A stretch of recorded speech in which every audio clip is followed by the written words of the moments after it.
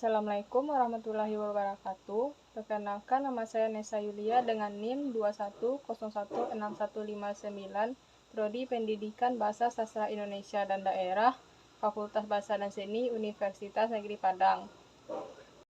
Mata kuliah keterampilan baca ini dibimbing oleh Ibu Afnita, MPD. Baiklah, kali ini saya akan menjelaskan materi tentang tingkatan membaca berdasarkan tujuannya. Tingkat membaca berdasarkan tujuan ini terdiri atas 3. Yang pertama, membaca literal, yang kedua membaca kritis, dan yang ketiga yaitu membaca kreatif. 1. Membaca literal. Membaca literal ini merupakan suatu kegiatan membaca yang hanya sebatas mengenal dan menangkap arti yang tertera dari suatu bacaan, yang artinya pembaca hanya berusaha menangkap informasi yang terletak secara literal dalam suatu bacaan dan tidak berusaha menangkap makna yang lebih dalam lagi atau disebut dengan makna tersirat. Dan tingkat membaca literal ini merupakan tingkat membaca yang paling rendah karena hanya sebatas membaca dan menerima sesuatu bacaan saja. Contohnya ketika kita sedang membaca suatu dongeng. 2. Membaca kritis. Membaca kritis merupakan kegiatan membaca yang dilakukan secara bijaksana, sepenuh hati, mendalami bacaan dibaca dan mengolah bahan bacaan untuk memahaminya baik secara tersurat maupun tersirat. Tingkat membaca ini lebih tinggi dibandingkan dengan tingkat membaca literal yang hanya sebatas membaca saja. Dengan membaca kritis ini, pembaca akan lebih memahami teks yang dibacanya secara lebih dalam. Contohnya, menemukan alur cerita dalam sebuah karya sastra. Dan yang terakhir yaitu membaca kreatif. Membaca kreatif merupakan kemampuan membaca dengan memahami makna tersirat, tersurat maupun di balik bacaan.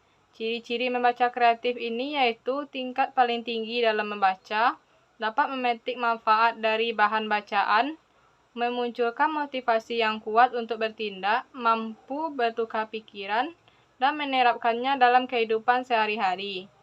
Contohnya, usai membaca buku tentang struktur cerpen, setidaknya kita juga mampu menciptakan sebuah cerpen dari apa yang sudah kita baca.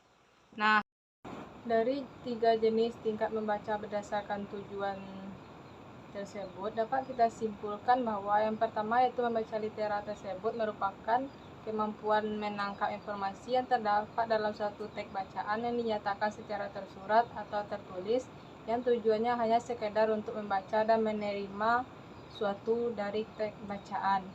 Dan yang keduanya itu ada membaca kritis. Membaca kritis ini dapat kita simpulkan bahwa suatu kemampuan membaca untuk memahami suatu bacaan baik secara tertulis maupun tersirat dari dalam suatu teks bacaan, dengan tujuannya untuk memahami suatu bacaan lebih dalam lagi daripada literal.